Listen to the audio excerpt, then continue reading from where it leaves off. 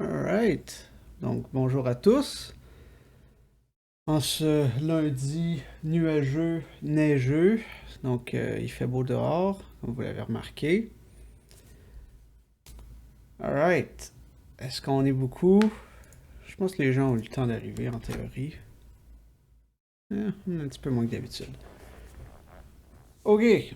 Donc, cette semaine, La semaine dernière, en fait, on a fait les bases hein, des classes, donc tous les éléments que ça nous prend pour être capable de faire de l'orienté objet.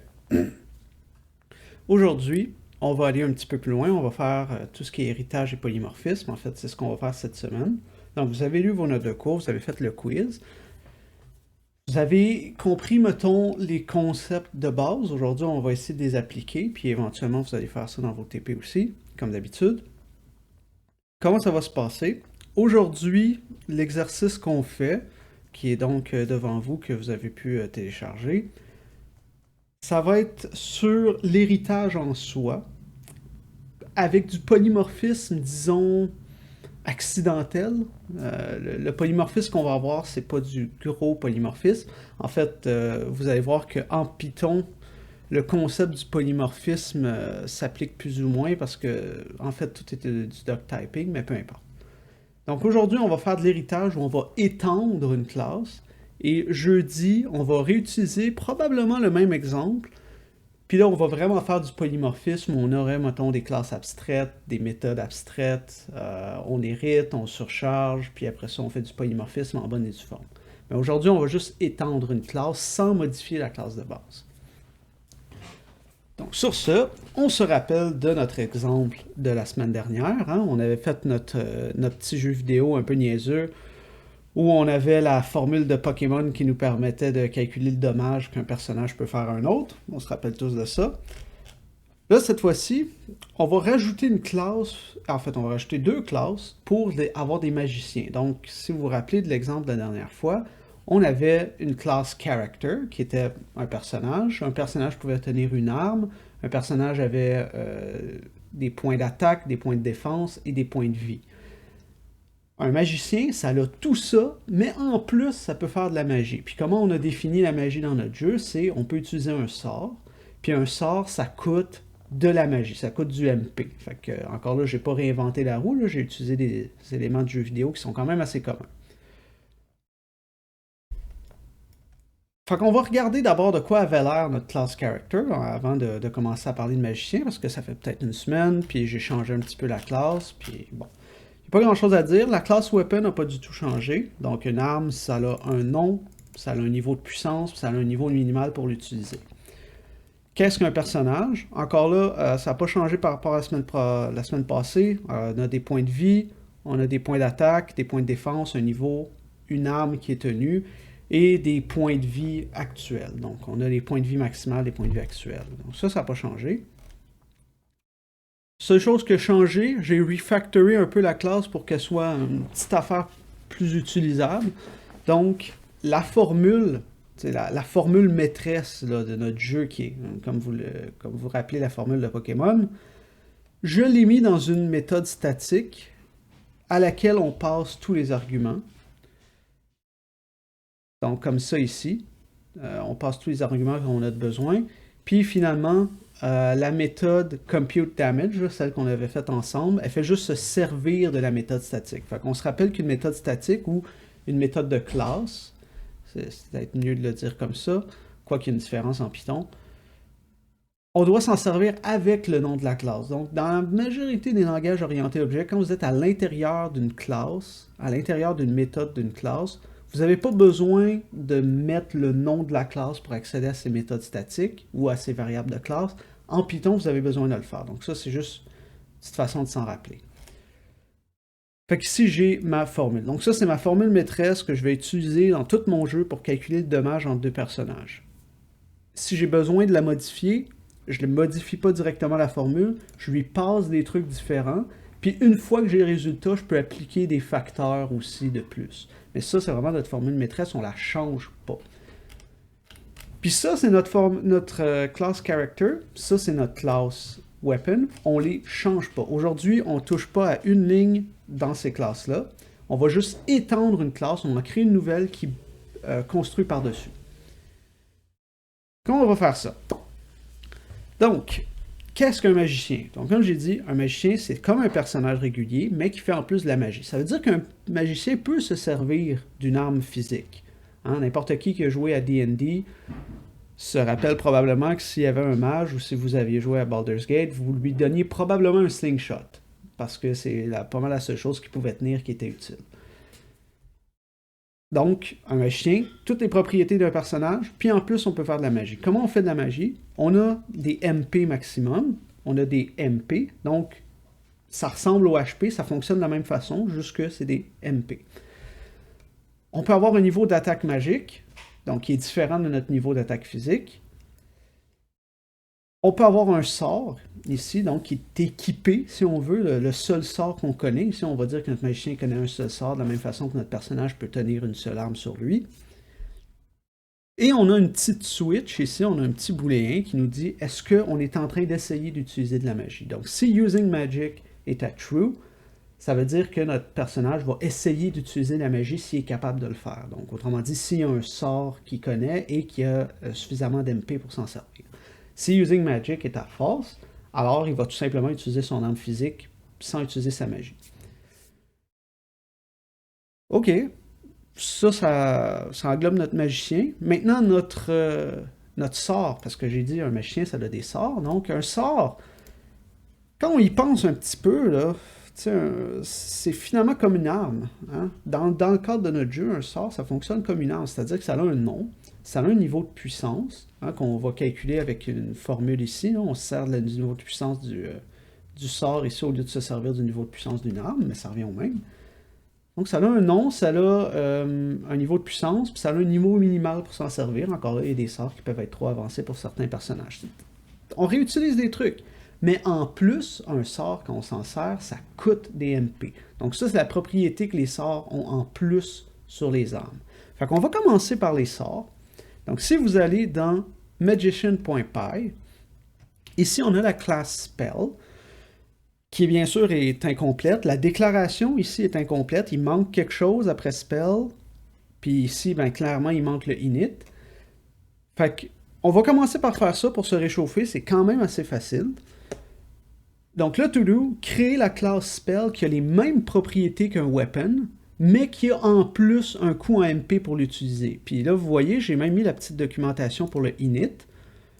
Donc on se rappelle que quand on met un docstring dans une classe, les paramètres qu'on met ici, généralement, les générateurs de documentation vont interpréter ça comme étant les paramètres du init. Fait que si vous voyez, dans mon init devrait prendre un nom, une puissance, encore là, même affaire que weapon. Hein, si on regarde comment la classe weapon est faite, on a notre nom, puissance, niveau minimal. Ben ici, on aurait notre niveau puissance, coût en MP, niveau minimal. Fait que to do, faites le init qui aurait rapport à ça, qui a exactement les mêmes propriétés que weapon, qui les initialise de la même façon, mais qui a en plus des MP. Fait que, mettons, le MP cost ici, ça va être un attribut normal, faites-en pas un at property ou quelque chose de même, faites-en juste un attribut normal. Fait que, on s'essaye avec ça. On se laisse, mettons, une petite minute ou deux pour faire ça.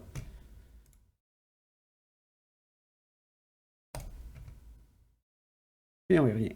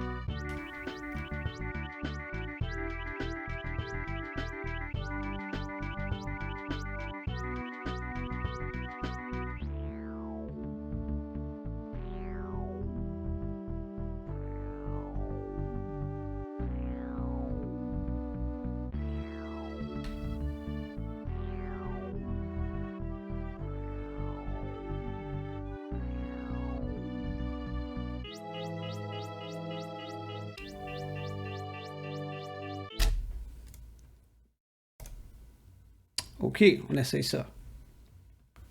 Donc, moi, j'ai dit, un spell, ça doit avoir toutes les mêmes propriétés que weapon. Donc, si vous n'avez pas lu vos notes de cours et que vous n'avez pas du tout compris qu'est-ce qu'est l'héritage, votre premier réflexe pourrait être de dire, OK, je vais faire mon init. Donc, ici, je ferai, mettons, mon init, je lui passe tous les arguments dont j'ai besoin. Donc, dans le même ordre que je les ai mis ici. Puis là, ben, je pourrais faire un petit copier-coller de ce que j'ai ici. Donc, petit copier-coller.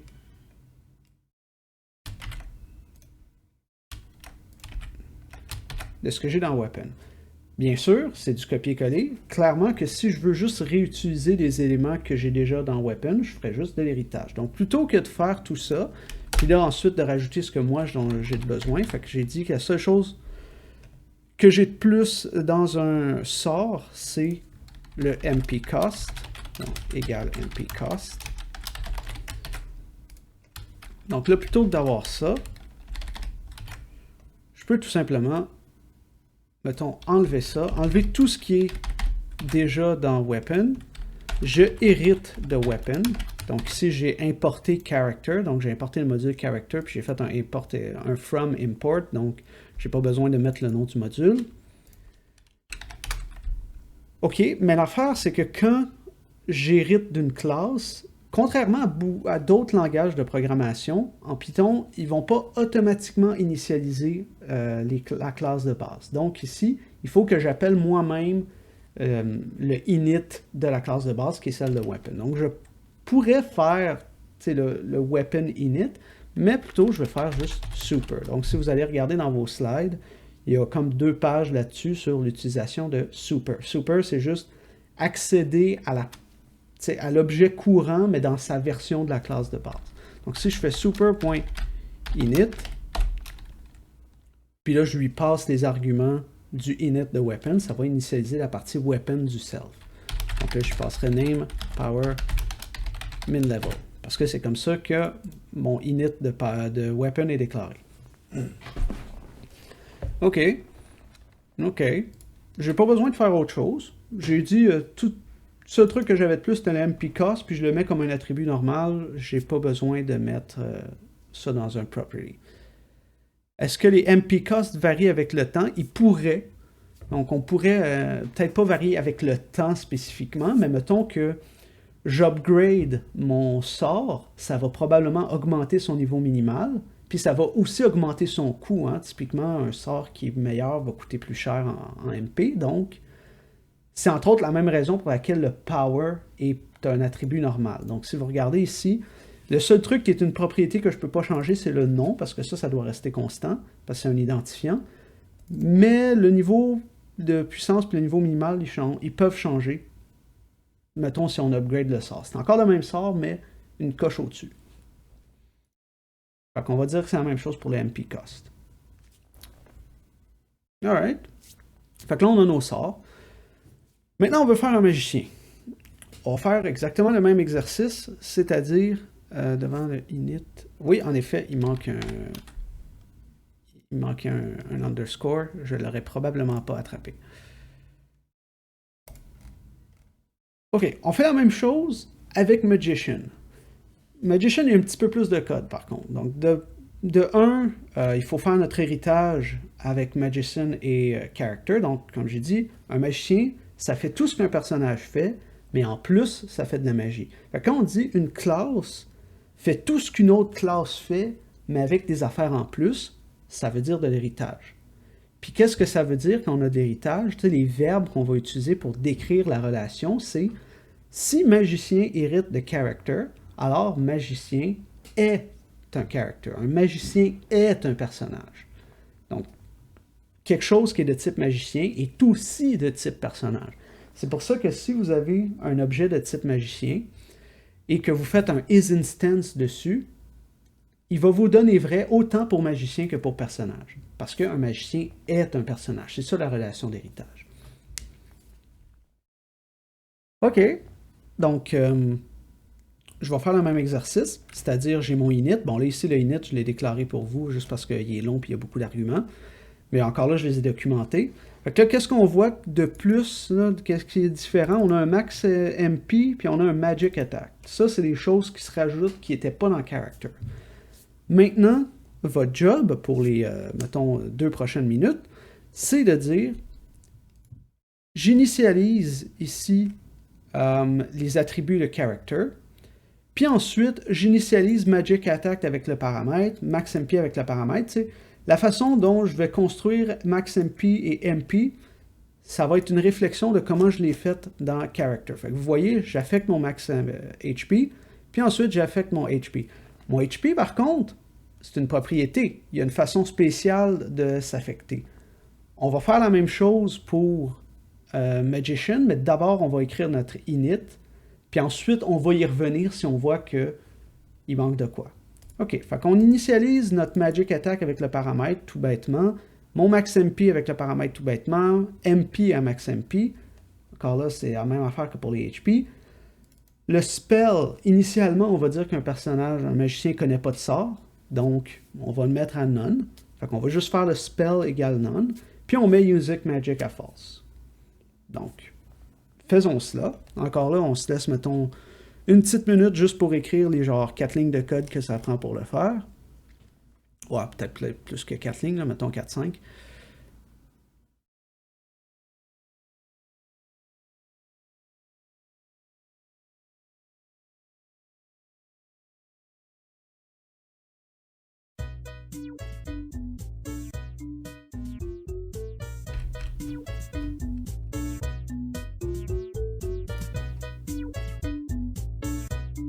Il m'étonnerait énormément que quelqu'un trouve la musique d'aujourd'hui. Ouais, même moi, je pense que je l'aurais pas eu.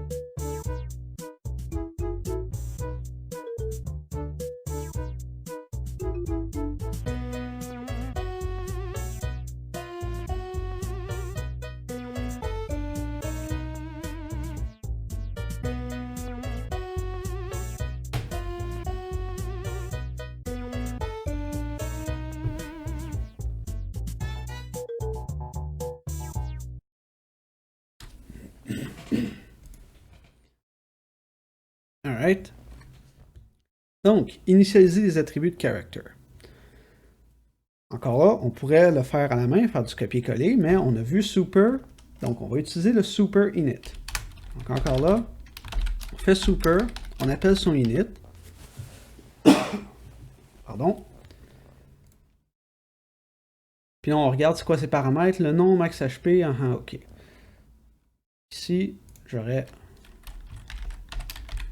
le nom, le max HP, l'attaque, donc ça c'est le niveau d'attaque physique, qui est différent du niveau d'attaque magique, ma défense et le niveau auquel mon personnage commence. Alright? Ensuite, pour initialiser chacun des autres trucs, j'ai dit, ben Magic Attack, on l'initialise avec le paramètre, donc je fais self.magic attack égale magic attack. MaxMP égale MaxMP. En effet, MaxMP. HP, je l'initialise de la même façon que je le faisais. MP, je l'initialise de la même façon que je le faisais pour HP. Donc, ici, MP va être tout simplement égal à MaxMP. Donc, on commence avec une barre de magie pleine, parce que ça simplifie les choses si on le fait comme ça. Ensuite, Spell. Donc, Spell, ça va être égal à None. Là, on voit que quand on faisait ça avec Weapon dans Character, en réalité, ce qui se passait, c'est que ça passait à travers la méthode de setter de la propriété Weapon. Ben là, Spell, ça va être une propriété aussi. Mais on va s'en servir de la même façon. Puis on dit on l'initialise à None. Quand on initialisait un Weapon à None ici, en réalité, ce que ça faisait, c'est que ça mettait un Unarmed. Donc, on ne pouvait jamais avoir réellement un None comme Weapon. On avait toujours l'arme Unarmed, donc les points. Un Spell, on peut dire que ça peut être None. Autrement dit, on ne connaît aucun sort. Par exemple. Ou, mettons, on n'est pas capable de dire un sort parce que, je sais pas moi, on a un status effect sur nous qui fait qu'on ne peut pas utiliser de magie. Fait que, mettons, notre spell serait un None. Ou on est juste un magicien particulièrement mauvais qui a appris aucun sort. On est tous à un moment en début de carrière, à un moment ou un autre, donc c'est des choses qui arrivent. Il faut tous passer par là. Ok, MaxMP, puis ensuite, Spell à None et Using Magic à False. Ok. Using magic est égal à false. Donc, on va dire qu'à la base, on n'utilise pas tout de suite notre magie, il faut le setter plus tard. Par défaut, on va essayer d'utiliser notre arme physique. OK? Bon, ben là, je pense qu'on a tout ce qu'il faut. Donc, quand je vais faire mon super init, ça va initialiser toutes ces belles choses-là. Une fois que ça c'est fait, ben là, j'initialise mes affaires à moi. Donc, si j'avais une classe qui héritait de magicien, donc une autre en dessous, puis que je faisais, mettons, je sais pas, une classe sorcier, je sais pas, quelque chose qui est encore plus spécifique qu'un magicien, puis je faisais le super init de sorcier qui hérite de magicien, ben le super init de sorcier, c'est le init de magicien. Puis le init de magicien, qu'est-ce qu'il fait en premier? Le super init de magicien qui est donc le init de character. Fait qu'il faut pas oublier que quand on appelle le init du super, on appelle le init au complet. Fait que s'il y a des appels à super à l'intérieur de celui-là, il va les appeler, mais dans le bon contexte. Donc il va aller chercher celui du haut encore. OK. So far, so good. Ici, j'ai mis la propriété MP de la même façon que j'avais fait pour le... ici. Petite faute, j'ai mis un HP au lieu de mettre un MP, donc j'ai clairement fait du copier-coller, puis je l'ai mal fait. Donc ici, si j'avais écrit plus de tests, je m'en serais rendu compte. Ok, fait que je fais juste le clamper pour être sûr qu'il n'y ait jamais dans le négatif, puis qu'il n'y ait jamais plus haut que 100%. Donc le character à classe magicienne. Oui, en effet, j'ai oublié le plus important. Je trouvais que ça allait tellement sans avoir besoin de le dire que j'ai oublié de l'écrire. Donc, ça aurait fait des erreurs étranges. En fait, il t'aurait dit qu'il n'y a pas de super. Ok, so far so good. Là, on a été capable d'initialiser. Maintenant, on va faire le getter-setter pour la propriété spell. Ok. Bon là, Ouais, vous êtes capable. Vous devez vous pratiquer, là.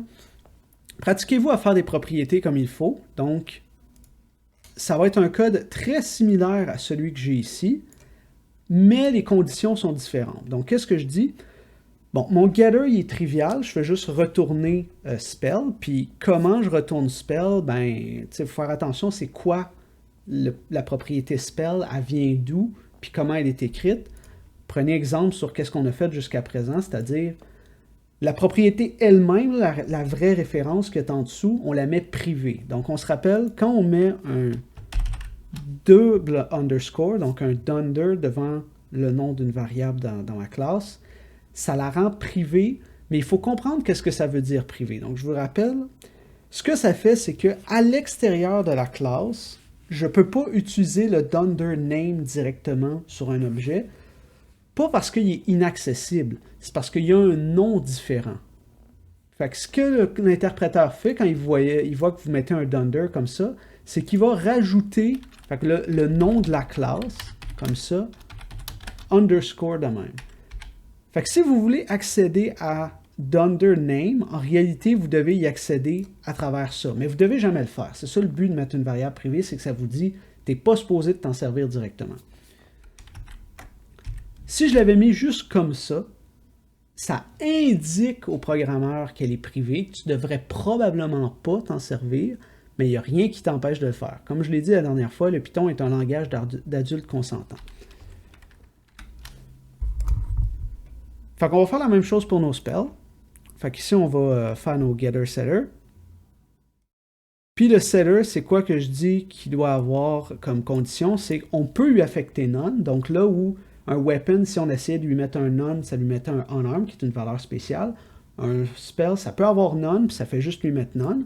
Puis si le spell n'est pas none, qu'on essaie de lui donner, ben on vérifie est-ce que le personnage est capable d'utiliser ce sort-là. Donc on vérifie est-ce que le min level est supérieur au niveau du personnage.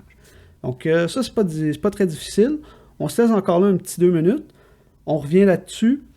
Puis je pense qu'après ça, on va prendre la pause, puis on va aller au gros morceau qu'il y a ici, qui fait comme l'héritage pour vrai. Là. Donc l'exercice aujourd'hui ne devrait pas être super long. Je pense pas qu'on va prendre nos 2 heures au complet.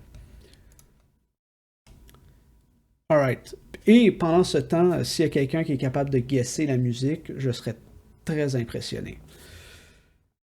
Moi-même, je suis sûr que je l'aurais pas eu.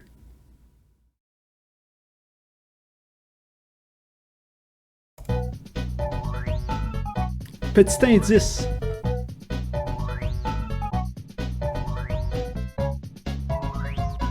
Ça va être ça l'indice.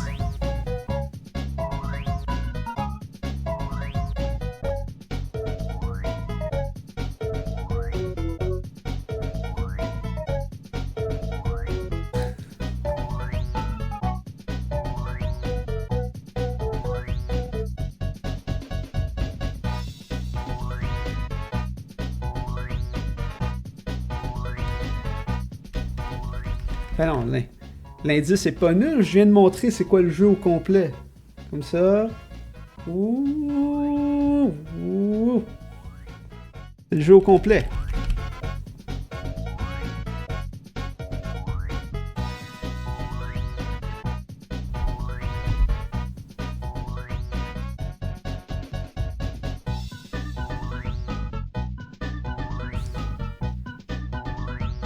Oh shit!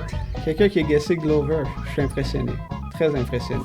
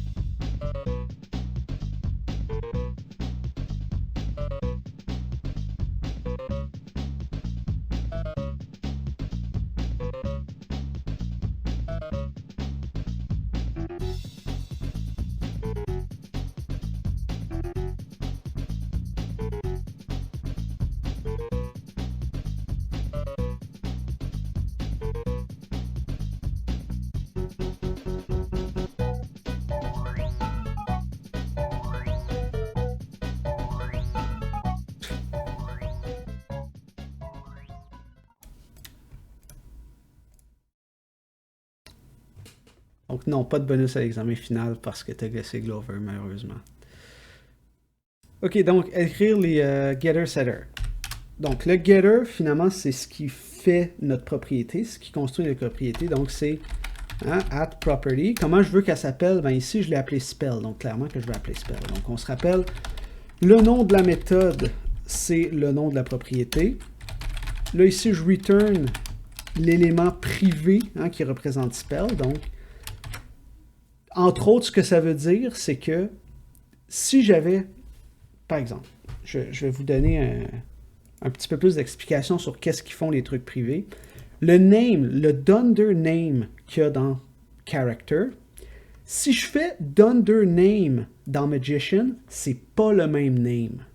il ne va pas l'overloader. Pourquoi? Parce que le dunder_name de character, il s'appelle dunder character under name. Tandis que si je fais dunder_name dans Magician, c'est dunder magician under name.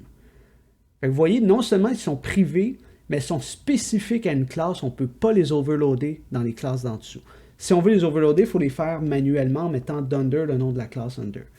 Fait que c'est entre autres à ça que ça sert. Aujourd'hui, ça ne va pas nous être super utile de savoir ça. On va s'en servir la prochaine fois. Fait que, OK, je mets ma propriété. Donc ça, c'est mon getter. Ça devrait surprendre personne comment ça marche. Donc, ensuite, mon setter, c'est le nom de la propriété .setter. Def, encore là, le nom de la méthode, c'est le nom de la propriété. Je lui passe ma valeur. Puis là, qu'est-ce que j'ai dit? On peut lui affecter none. OK, c'est bon à savoir. Fait que ça veut dire que je pourrais probablement juste faire self spell égale val. Donc, si val est none, je peux l'affecter à spell. Mais là, j'ai une condition. Si le niveau minimal est supérieur au niveau du personnage, on lève value error. Ah, OK. Donc, si val.minLevel est plus grand que self.level, alors je lève value error. Ouais, mais là, attention, j'ai dit val peut être none. Donc, avant de vérifier si min_level est plus grand que quelque chose, il faut vérifier que val n'est pas none. Donc, si val is not none et que le niveau n'est pas suffisant, alors je lève une exception. Donc, si val est égal à none, il ne rentre pas dans le if, puis il s'affecte directement. Si val n'est pas égal à none, puis il a un niveau correct, alors il ne rentre pas dans le if, il fait juste s'affecter. Donc ça, c'est comme ça que j'ai seté mon spell. Fait que là, ici, quand je fais spell égale none, ça fait comme quand je faisais weapon égale none, c'est-à-dire, ça passe à travers mon setter qui est ici, puis none, ben none ne rentre pas dans le if, donc ça va l'affecter directement. Puis ensuite, plus tard dans le reste du code, je vais pouvoir me servir de est-ce que spell est none pour dire est-ce que je connais un sort ou pas. Puis c'est ça que je fais d'ailleurs dans la méthode willUseSpell. Donc si j'essaye d'utiliser de la magie et que j'ai un sort et que je peux utiliser mon sort parce qu'il me reste assez d'MP, alors j'utilise la magie. Fait que vous voyez, c'est à ça qui sert notre valeur none ici pour spell. OK. On va prendre une pause tout de suite, puis on va revenir là-dessus sur le reste du code et sur l'utilisation ici. Donc là-dessus, c'est bon. Puis ensuite, on va faire l'exemple.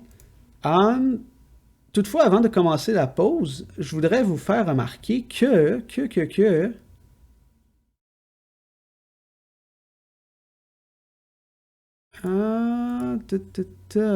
et voilà.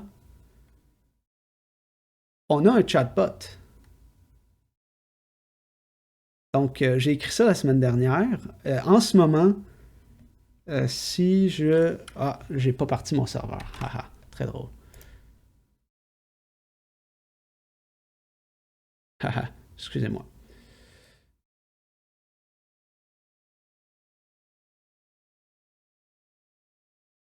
En espérant qu'il fonctionne. Il fonctionnait il n'y a pas longtemps.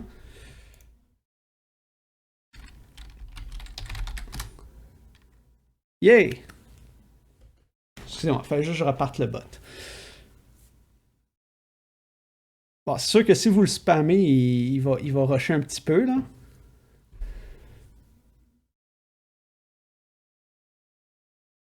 Donc oui, maintenant, si vous utilisez la commande add error, vous pouvez incrémenter le compteur d'erreur qu'il y a ici en dessous. Juste là. Juste là. Donc vous pouvez l'incrémenter vous-même. J'ai plus besoin de le faire. Si vous voyez que je fais une niaiserie, vous pouvez juste l'incrémenter pour moi. Puis bon, ben vous avez vu la liste des commandes. Il y a une commande say something qui retourne une ligne de dialogue aléatoire. Il y a une commande Barnac qui retourne une série de sacres québécois aléatoirement. Donc ça, c'est toujours nice. Mais là, envoyez pas chier mon chatbot, là. Vous êtes méchant avec mon chatbot. T'étais mieux t'étais mieux de t'excuser.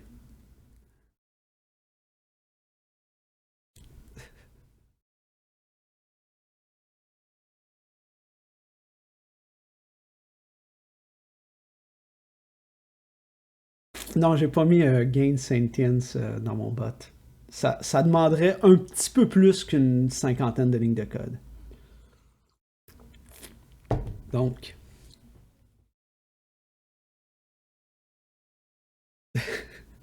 Donc, sur ce, on va prendre une pause.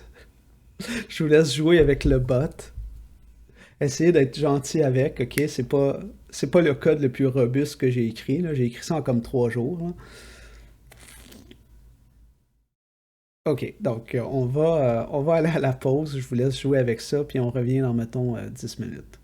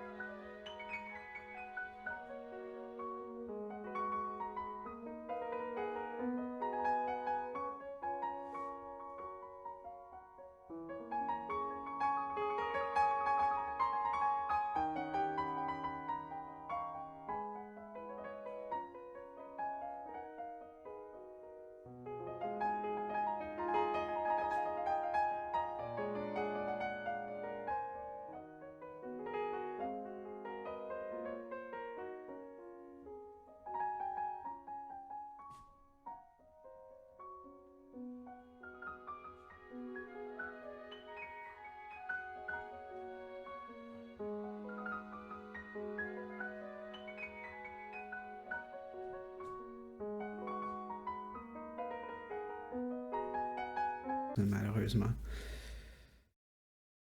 Je sais honnêtement pas pourquoi ça arrive. Je pense que c'est mon Ethernet. Je pense que des fois je drop trop de frames ou la connexion se défait. Anyway. Alors, je vois que vous vous êtes amusé avec le chatbot pendant, pendant 10 minutes straight. Ok. I mean, il est pas si bon que ça, là, mon chatbot. En passant, si vous savez, si vous voulez savoir comment j'ai fait, comment j'ai fait Barnac, eh bien, Barnac, je ne l'ai pas fait moi-même. En fait, c'est un magnifique projet que j'ai trouvé, en fait, qu'un ami à moi a trouvé et m'a recommandé, qui s'appelle Lorem Barnac. Donc, ceux qui ont fait un peu de web connaissent le concept d'un lorem ipsum, c'est-à-dire une série de mots en latin aléatoires, ben pas aléatoires dans un certain ordre, mais qui veulent rien dire, qu'on insère dans une page pour voir de quoi ça aurait l'air s'il y avait du texte qui remplissait. Et il existe toutes sortes de générateurs sur Internet pour vous donner des lorem ipsum. Mais si vous voulez être bien d'ici, vous allez utiliser Lorem Barnac, qui va vous générer une série de sacres québécois générés aléatoirement. Donc, ici, il y en a quelques bons exemples. Bon, c'est sûr qu'étant donné que c'est aléatoire, des fois, il y en a qui sont moins bons que d'autres, mais c'est la magie de la chose. Donc, si jamais vous voulez l'installer sur votre machine, vous devez installer Node avec npm, puis ensuite, vous pouvez utiliser Lorem Barnac. Donc, c'est ce que mon chatbot fait.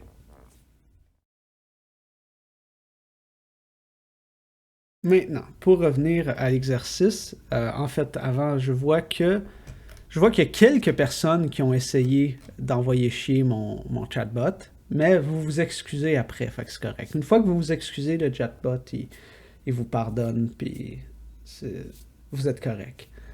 Vous voulez pas l'envoyer chier trop souvent, par contre. Il pourrait se fâcher.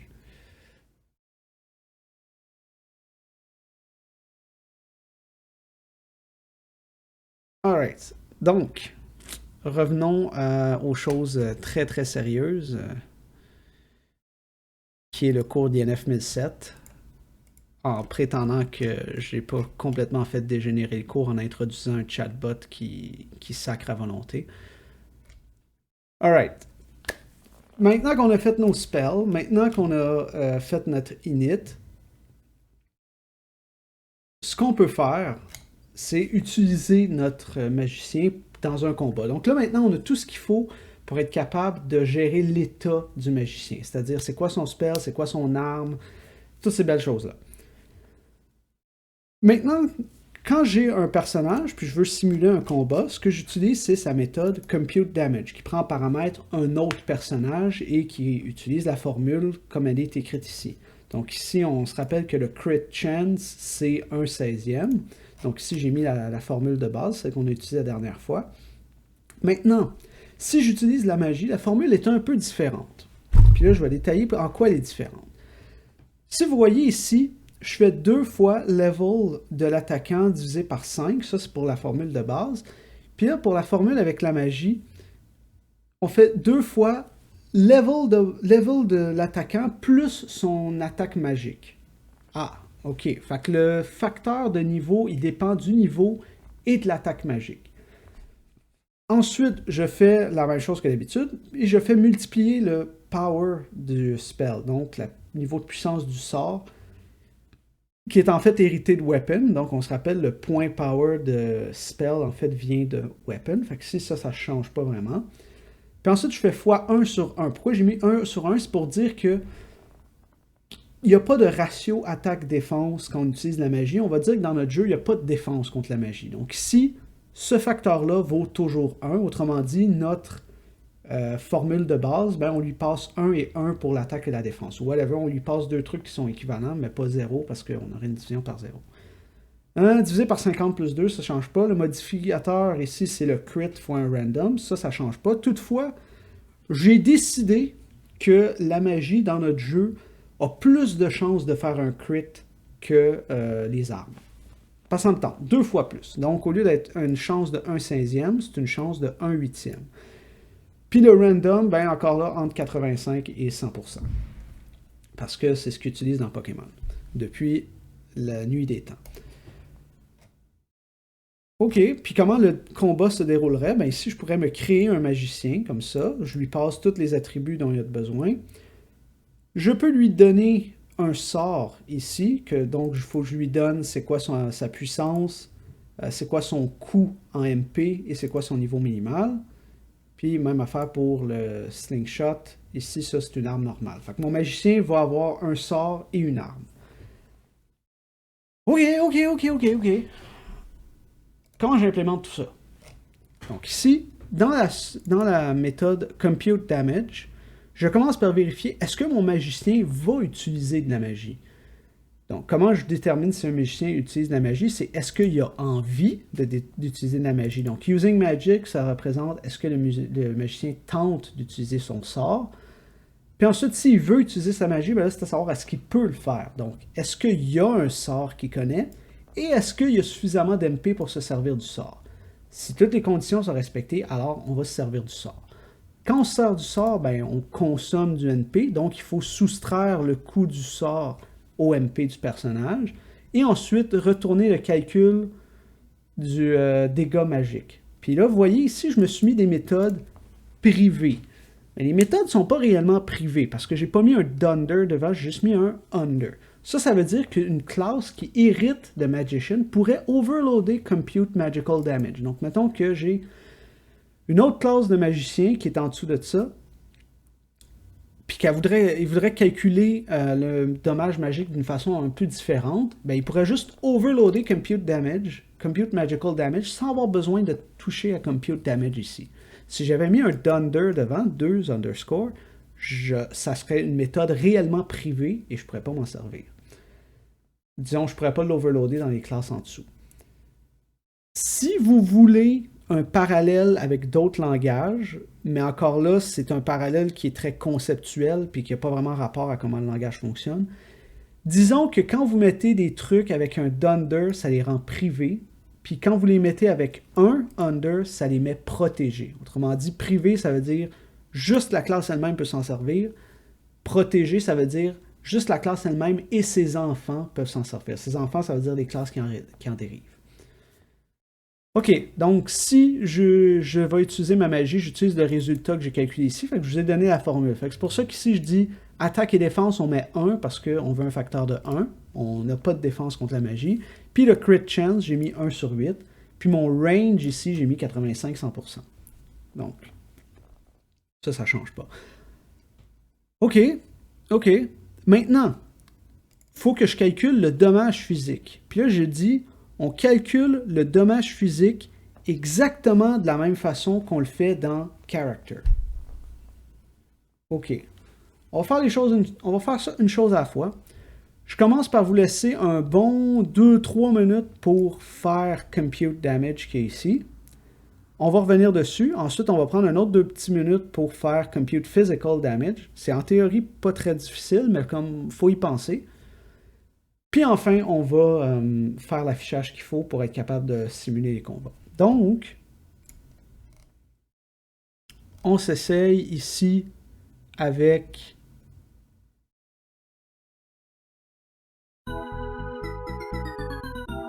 Compute Damage.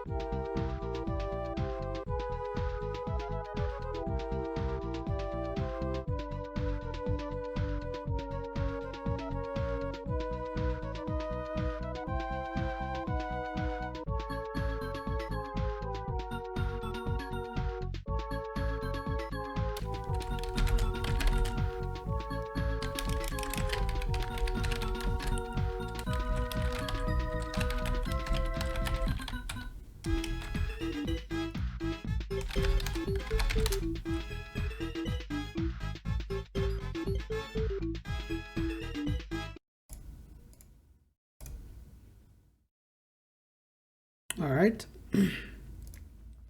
Donc, bon là ici, c'était pas particulièrement difficile dans que je vous ai donné des to-do ligne par ligne. Vous auriez été capable de deviner vous-même comment faire. Donc si je veux utiliser ma magie, autrement dit, j'utilise WillUseSpell. Donc if self.willUseSpell, je soustrais le MP. Puis comment je soustrais le MP? MP, c'est une propriété. Si je fais ici, je pourrais utiliser directement le Dunder MP, mais étant donné que je m'en sers comme une propriété, généralement, même à l'intérieur de la classe, c'est une meilleure idée de passer par la propriété plutôt que d'aller directement à la référence. Fait que comme je faisais pour le HP ou quand je faisais pour n'importe quoi d'autre, comme je fais pour le spell ici où je l'affecte à travers la propriété, même si j'aurais pu utiliser le Dunder directement, ici je vais utiliser mon MP à travers sa propriété. Donc self.mp moins égal ici self.spell.mpcost. Donc là, comme j'ai dit, ça clairement que c'est juste valide si spell et pas none. Mais on s'entend que WillUseSpell vérifie que spell et pas none. Donc je sais que si je suis à l'intérieur de ce if-là, nécessairement spell et pas none. Ça c'est bon. Ensuite, je retourne le calcul de dégâts magiques. Donc, ici, je prends ma méthode qu'il y a là. Puis, c'est ce résultat-là que je retourne. Donc, return self.ça et je lui passe le other. So far, so good. So far, so good. Ensuite, sinon, je retourne le calcul de dommages physiques. Mon calcul de dommages physiques, je l'ai mis dans une méthode ici pour refléter le fait que j'ai mis un compute magical puis là j'aurai un compute physical. So far, so good. Ça a du sens. Ça, je lui passe le other aussi. Là, j'ai pas besoin de mettre autre chose parce que j'ai un if, j'ai un else, donc toutes mes branches sont couvertes par un return. OK.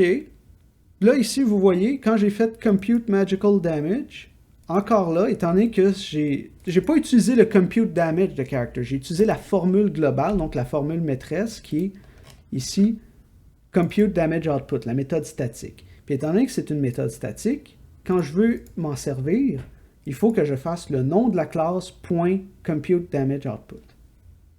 Donc là, c'est sûr que si j'essaie de rouler ça, il y a quelque chose qui va planter. En effet, j'ai quelque chose qui plante, donc c'est à cause de la simulation que je fais, mettons ici.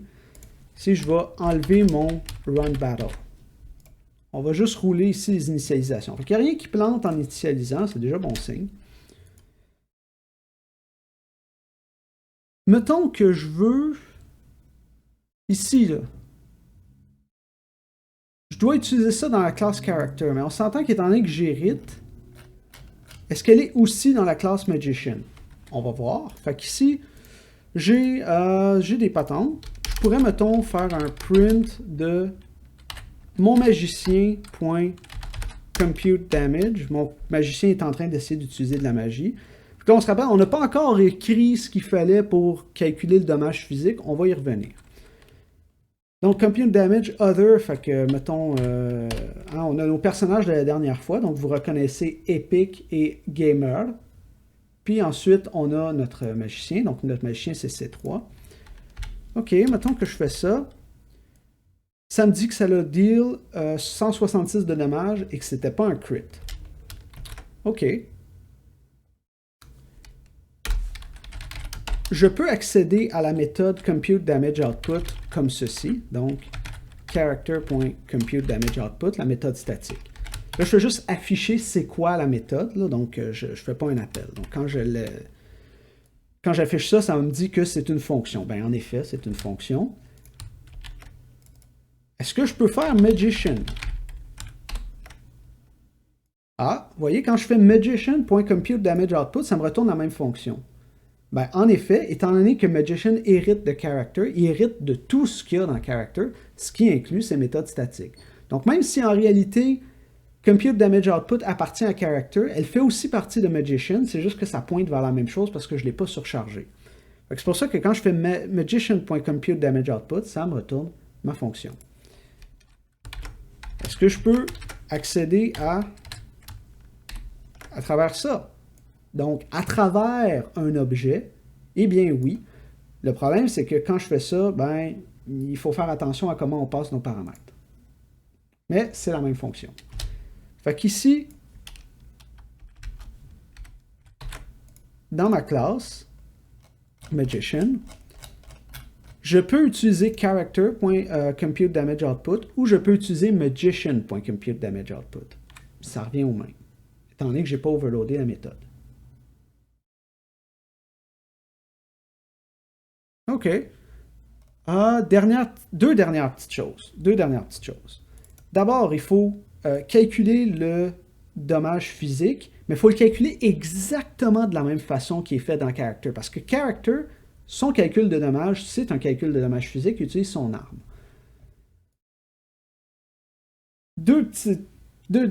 L'autre dernière petite affaire, donc ici je vais décommenter ça. Dans Game, si vous allez voir dans Game, ici, j'ai mis mes deux petites fonctions utilitaires pour être capable de simuler une bataille. Donc, Deal Damage qui finalement exécute un tour de un personnage. Puis là, vous vous rappelez, ce que je faisais, c'est que je disais l'attaquant a utilisé nom de l'arme. Donc, nom de l'attaquant, used nom de l'arme. Mais là, le nom de l'arme, moi, je faisais le personnage, je faisais l'attaquant.weapon.name. Mais c'est plus bon, ça. Parce que le point weapon pour un magicien, c'est pas ce qu'il est en train d'utiliser, c'est juste son arme physique. Peut-être qu'il a utilisé son sort. Donc, ici, weapon use, je vais lui affecter le spell d'un magicien, si c'est un magicien qui utilise la magie, puis sinon, je vais utiliser l'arme physique. Donc, moi, j'ai mon attaquant. Si mon attaquant est un magicien et que ce magicien-là va utiliser sa magie, alors l'arme utilisée, c'est son sort. Sinon, c'est son arme physique. Donc, si c'est pas un magicien, nécessairement, il a utilisé son arme physique. C'est parce que c'est juste un personnage. Donc, on se laisse 2-3 minutes pour faire ces deux choses-là. Donc, dans Magician, Compute Physical Damage qui réutilise la formule qu'il y a dans Character. Puis ici, je veux qu'il fasse le calcul exactement de la même façon qu'il est fait dans Character, pas juste en réutilisant la formule. Puis ici, je veux aller chercher la bonne arme, autrement dit le bon move qui a été utilisé, si c'est un spell ou si c'est une arme.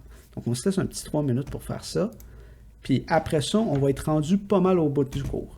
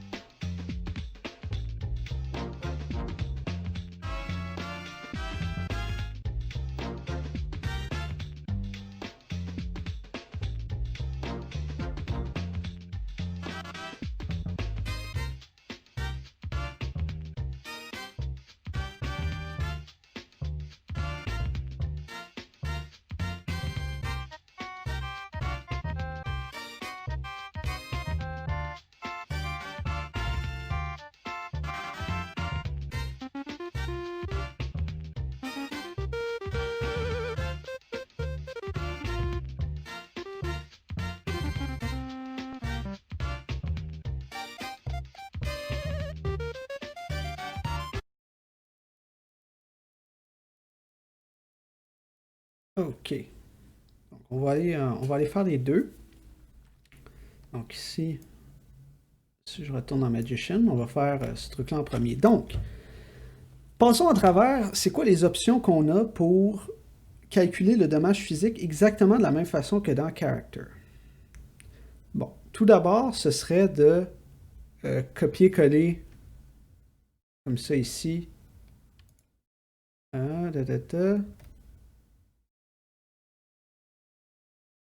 De genre copier-coller ça. Ou en fait, plutôt, ça n'aurait pas vraiment de sens, ce serait de tout simplement copier-coller ça. Donc, je pourrais prendre ça, puis le mettre ici. Donc, mon chatbot, est-ce que Twitch a décidé de bannir mon chatbot? Ah, ouais, mon chatbot est mort. Ouais, je pense que Twitch l'a déconnecté, en fait. C'est à cause de quand le stream a défait. Yeah. Comme je vous dis, il est pas exactement le plus solide, là. Il faudrait que je fasse une reconnexion automatique, une tentative de reconnexion automatique quand j'utilise mon bot, quand je vois que je suis pas capable de répondre. Et utiliser des threads aussi. Bref. OK, fait que ça, c'est une façon de faire. Hein? Je réutilise ma formule, puis là, je réutilise exactement la même chose. Mais mettons que je décide que le crit pour les attaques physiques doit changer. Donc là, j'avais mis un 16e de chance. Mettons que je décide que ça devrait être un 8e ou ça devrait être un quart, peu importe. Dans la formule globale. Si je le change dans Character, ça ne va pas changer dans Compute Physical Damage. Qu'est-ce que je peux faire pour réutiliser exactement le même calcul? Ben, c'est de tout simplement réutiliser le Compute Damage de Character. Donc moi, ce que je suis en train de faire là, ici, c'est d'overload Compute Damage. Autrement dit, quand j'ai un objet qui est de type Magician, puis j'appelle son Compute Damage, c'est celui-là que ça appelle. Mais comme je suis capable de faire pour le init, je suis capable d'appeler spécifiquement la version du super de une méthode quelconque. Donc, dans ce cas-ci, ça serait Compute Damage. Fait que ce que je peux faire ici, c'est tout simplement déléguer à la version de base. Donc, return super. Fait que là, ça me donne mon objet, mais comme étant un character. Compute Damage, je lui passe other comme ça. Donc, même si en théorie, Compute Damage est overloadé à l'intérieur ici de ma classe Magician, en faisant le super, ça va aller chercher spécifiquement la version de Character. Donc, il va calculer le dommage physique. Donc, on essaye ça. Fait qu'ici, je vais remettre le code que j'avais mis tantôt. Donc, mettons ici que je mets Using Magic est à false. Autrement dit, il va utiliser son arme. Donc là, voyez-vous, tantôt, il m'avait retourné quelque chose comme 166, Puis là, il m'a retourné quelque chose comme 30. Pourquoi? Parce que mon magicien il est beaucoup moins fort avec une arme physique qu'avec sa magie. Donc juste ça, ça nous montre que clairement, il a appelé la bonne version de la méthode. Parce que s'il avait essayé d'appeler le compute damage de Magician à l'intérieur de Magician, on aurait eu une récursion infinie. Hein, parce que compute damage, ça se serait appelé lui-même à l'infini, jusqu'à temps que j'aie un stack overflow et que mon interpréteur plante. Fait que là, j'ai délégué à la méthode de base. Comme ça, si je décide de changer pour tous les personnages, c'est quoi le crit d'une arme physique, je le change ici, il va changer partout. Du moins, il va changer dans Magicien. Il va changer pour tous ceux qui réutilisent cette méthode-là. Donc, soit ceux qui ne l'overloadent pas en premier lieu, ou ceux qui réutilisent le super pour un compute damage. Donc, c'est à ça que ça sert le super. Pas juste pour le init, quoique c'est habituellement l'utilisation dont on en fait le plus, pour être capable d'appeler l'initialisation de la classe de base, mais aussi pour être capable de déléguer manuellement à des méthodes de la classe de base. Donc, je ne sais pas s'il y a des questions là-dessus jusqu'à présent. C'est pas particulièrement compliqué, là. Je vous dis, le cas que j'ai fait là, c'est un cas relativement simple d'héritage. Ce que je veux vous faire remarquer aussi, c'est que dans tout l'exercice qu'on a fait aujourd'hui, où je suis capable de avoir des sorts, puis d'avoir un magicien, puis des MP, tout ça, là, j'ai pas touché à une ligne de character. J'ai juste étendu character. Donc, mettons que j'étais dans un cas où j'ai pas le droit de toucher à character, c'est comme ça que je le ferais pour l'étendre. Le code qu'il y a autour, ensuite, il peut changer, mais la classe elle-même ne peut pas changer. Donc, je ne sais pas s'il y a des questions là-dessus. Sinon, on arrive pas mal au bout. Là. Comme je vous dis, le cours ne va pas être particulièrement long aujourd'hui.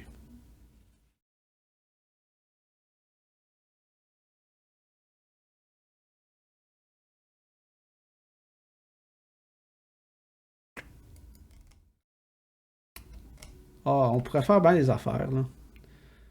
Cours prochain, on va essayer de rendre ça un petit peu plus... Peut-être de rendre ça interactif, mais ultimement, notre but, c'est de faire d'héritage puis du polymorphisme. Fait que si on passe comme 1 heure ensemble à juste faire des inputs puis faire des affichages pour rendre ça interactif avec des options puis des menus, tout ça, ça dépasse un peu le cadre de ce qu'on essaye de voir cette semaine. Fait que c'est pour ça que on ne va pas rendre ça super interactif. Puis d'un autre côté, je pourrais le faire par moi-même puis vous le donner, mais de un, ça me tente pas de passer 2 jours à programmer un jeu. Puis en plus, je veux pas juste vous domper 400 lignes de code d'en face. Alright. Maintenant, deuxième problème qu'on essayait de régler, qui est en fait le dernier, c'est ici dans Game, comment je choisis c'est quoi l'arme. Donc, si c'est un personnage, je veux utiliser son weapon. Mais si c'est un magicien qui ne peut pas utiliser de magie, je veux aussi que ce soit son weapon. Fait que c'est quoi le cas où que c'est pas le weapon? Fait que, étant donné que ça a l'air d'être un cas courant d'utiliser le point weapon, moi ce que je veux, c'est quoi le cas qui me dit que je devrais utiliser le point spell? Puis c'est-à-dire, est-ce que c'est un magicien et que le magicien will use spell retourne vrai? Fait que comment je vérifie si un attaquant est un magicien? Ben je fais if isInstance attacker magician. Donc, isInstance, puis vous l'avez remarqué à travers vos notes de cours, si mon attaquant était une classe dérivée de Magician, fait que mettons que j'avais Sorcerer qui hérite de Magician, qui fait des trucs un peu différents, mais qui est ultimement un magicien, donc qui a un spell, qui a du MP, qui a toutes ces choses-là. Si je fais isInstance d'un Sorcerer qui hérite de Magicien à Magician, ça va me retourner vrai. isInstance, ça dit, est-ce que l'objet, ici, est-ce que l'objet O est un C? O étant un objet, C étant le nom d'une classe. Mais qu'est-ce que j'ai dit tantôt? Un magicien, c'est un personnage. Une relation d'héritage, c'est une relation qu'on verbalise en disant est un. Donc, si un magicien est un personnage, puis qu'un sorcier est un magicien, retourner isInstance d'un sorcier vers magician va retourner vrai. Fait que ici, quand je fais isInstance attacker magician, ça me retourne vrai pour toutes les sous-classes de Magician et Magician lui-même. Puis il me retournerait vrai pour character parce qu'un Magician, ça hérite d'un character. OK, donc ça, isInstance Attacker Magician, c'est bon. Ça, c'est ma... Ça, dans le fond, c'est ma condition. Est-ce que c'est un magicien? OK, c'est bon. Puis moi, c'est quoi que je veux faire dans ce cas-là? Je veux retourner attacker.spell.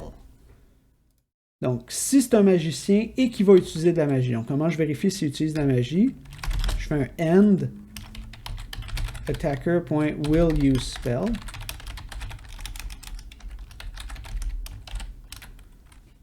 Donc, je retourne le spell si c'est un magicien qui peut utiliser de la magie, qui va utiliser de la magie. Sinon, je retourne son arme. Attacker, oui. Attacker ici. OK. Mettons que j'avais encore d'autres classes. Là. Fait que, mettons ici que j'ai... Je sais pas moi. Je vais faire un petit schéma, là.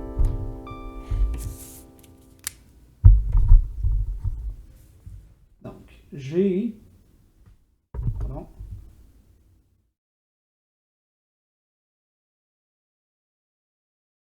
J'ai character ici. Qu'est-ce qui hérite de character? Donc, vous allez voir que généralement, quand on fait des dessins, on peut déterminer, on peut comment dire, illustrer la relation entre nos classes en mettant une flèche. Donc, quand vous avez une flèche comme ça, fait qu'ici, mettons que j'aurais Magician.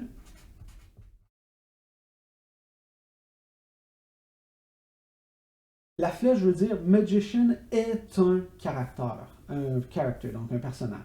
Fait que ça, là, la flèche ici veut dire est un. C'est ça que ça veut dire. Mettons que de Magician, j'aurais Sorcerer. Comme ça. Donc, de Magician, j'aurais Sorcerer. Puis mettons que de Character, j'ai une autre affaire aussi. Mettons que j'ai, je sais pas moi, un Warrior. Enfin, hein, les classes typiques qu'on a dans les jeux. Donc, Warrior est un character, Magician est un character, Sorcerer est un Magician. Donc, avec ça, si j'ai un objet de type Sorcerer, puis que je lui demande isInstance of Magician, il va me donner vrai. Si je lui demande isInstance de character, il va me donner vrai. Fait que mettons qu'on a ici la formule qu'on a mis là. Moi, j'ai dit dans tous les autres cas de c'est un magicien, il va utiliser de la magie, retourne weapon. Mettons que mon attacker ici, c'était un warrior. Qu'est-ce qui se passe avec warrior? Warrior, ici, fait que mettons que j'ai égal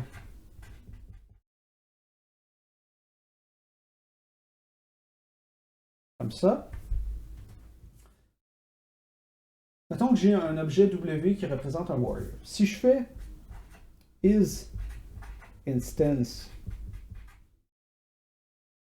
W warrior,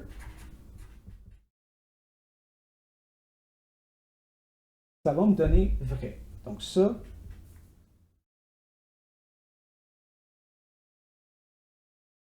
égal à vrai. Si ici mon attacker, dans ma fonction que j'ai là, c'était un warrior, alors, est-ce que isInstance Magician va retourner vrai? Non. Donc, nécessairement, toute ma condition ici est fausse. Donc, ça va rentrer dans le else, puis ça va retourner un point weapon. Est-ce qu'un warrior a un point weapon? Oui, parce qu'un warrior est un character, puis un character, ça a un point weapon. Si j'avais un sorcerer ici, donc mon attaquant, c'était un sorcerer, mais qui ne lui reste pas assez d'MP pour utiliser le sort qu'il veut utiliser. Donc, is instance attacker magician? Si c'est un sorcerer est un magician, donc ça va retourner vrai. Mais will use spell va me retourner faux parce que il me manque quelque chose pour être capable d'utiliser ma magie. Genre, j'ai pas de sort que je connais ou je manque de MP. Alors, ma condition va retourner ici faux. Donc, ça va aller dans Weapon. Autrement dit, mon sorcier qui est plus capable d'utiliser ma magie va utiliser son arme physique. Ce qui est exactement ce qui se passe. Fait que ça, c'est comme ça qu'on peut illustrer de même nos relations entre nos classes. Ok, comme ça. Ça, ce serait un exemple. Fait que, mettons que j'essaye de rouler ça, en espérant que j'ai pas fait d'erreur. Et j'essaie de rouler ma bataille. Bon, je dois enlever les affichages que j'ai mis là. Donc, qu'est-ce qui arrive? Donc, j'ai dit mon sorcier, mon magicien, en fait, essaye de commencer une bataille. Donc, Epic Accepted. Puis là, vous voyez, Using Magic est à false. Donc, il essaye d'utiliser son slingshot. Puis, il n'est pas très bon avec ses armes physiques. Donc, nécessairement, excusez-moi, je vais remettre mon micro comme il faut. Et je vais enlever la caméra qui est ici. Donc, il n'est pas très bon avec son arme physique. C'est pour ça que, finalement, à la fin, il se fait démolir. Mettons que je mets son arme physique, son utilisation de la magie à vrai. Autrement dit, il va essayer de se servir de la magie jusqu'à temps qu'il n'en puisse plus, c'est-à-dire jusqu'à temps qu'il n'y ait plus d'MP. Ici, je lui ai mis 100 MP maximum, puis j'ai mis que son sort en prend 35. Donc, nécessairement, il ne peut pas l'utiliser plus que 2 fois sans reprendre du MP d'une façon ou d'une autre. On n'en a pas programmé de façon, donc il va juste s'en servir 2 fois. De quoi ça a l'air si je fais ça? Donc, vous voyez ici, il a utilisé son sort, il a fait beaucoup de dommages. Ensuite, il a encore utilisé son sort une deuxième fois, donc là, il devrait être rendu à 10 MP. 30 MP, oui. Puis encore là, il a fait beaucoup de dommages. Ah, oh, là, il n'est pas encore mort. Mais là, il lui reste plus assez d'MP. Il va lui en rester 30, ça en prend 35, donc il passe à son arme de backup, il passe à son arme physique, il utilise son slingshot, ça fait pas grand-chose. L'autre le démolit parce qu'il manquait une petite affaire pour gagner.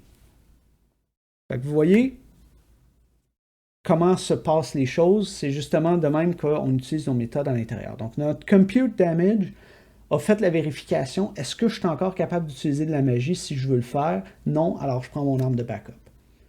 Fait que je ne sais pas s'il y a des questions jusque-là. C'était pas mal l'exercice d'aujourd'hui. J'ai parlé un petit peu plus longtemps parce que j'ai vu que j'avais du temps, fait que j'ai fait un petit dessin parce que j'avais envie de me servir de ma caméra secondaire. Ça faisait un bout que je l'avais pas sorti.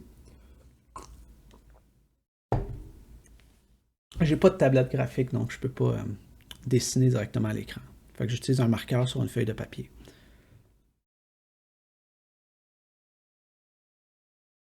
Est-ce qu'il y a des questions?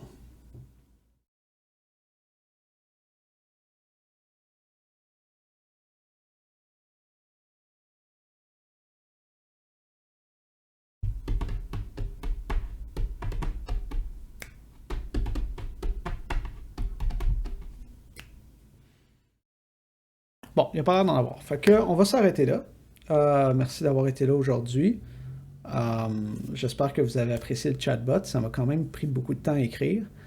Non pas parce que c'est dur à écrire, juste parce que je me suis ostiné à écrire moi-même un client IRC, qui était probablement pas une très bonne idée. Donc, je pense qu'il rush un peu. Je pense qu'il rush un peu parce qu'il roule en background aussi. Ça se pourrait. Il est peut-être pogné dans une boucle en quelque part. Je devrais mettre des threads. Donc là-dessus, on se revoit jeudi où on va continuer avec cet exemple-là, mais là, on va mettre des classes abstraites, puis on va faire du polymorphisme en bonne et due forme, autant que ça puisse l'être en Python. Puis ensuite, la semaine prochaine, si j'ai réglé les bugs dans le chatbot, je pense qu'on va essayer d'utiliser le code du chatbot comme exemple. Mais je ne vous fais pas de garantie parce qu'il y a quand même 300-400 lignes de code dans tout ça, puis je ne veux pas juste vous cracher 300 lignes de code d'en face pour faire un exemple de 2 heures. Fait que, gardez pas votre respiration en espérant qu'on va travailler sur le chatbot la semaine prochaine. Donc, merci à tous. Bon reste de semaine.